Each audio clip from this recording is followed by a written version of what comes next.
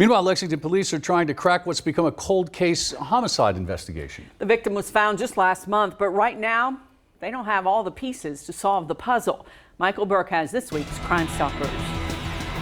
We consider this a cold case because we don't have enough facts. More than 1 month later, and police are still looking for a person of interest. Still looking for a shred of evidence from the morning of July 11th. We had some witnesses that were in the area, in the vicinity, that contacted us and said, hey, we think that there's a person down in the street. That person was 42-year-old Earl Parvin of Lexington.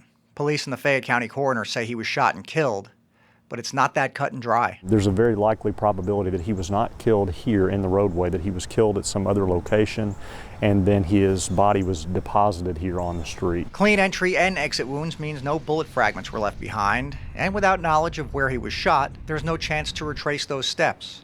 There is, however, a history of 911 calls to Parvin's home, usually over domestic issues, but working that angle hasn't turned up much. We don't know who he was in the presence of that evening leading up to the events of where he was found. He was a bike rider, they say, and may have been out and about on the night he lost his life. Parvin's case is getting colder by the day, but will remain open. You never know what facts will come to light days, months, weeks, years later that we'll be able to go back and charge them. In Lexington for Crime Stoppers, Michael Burke, LEX 18 News. And if your information leads to an arrest, you could get a cash reward from Bluegrass Crime Stoppers. Just call 859-253-2020 or text your information to crimes.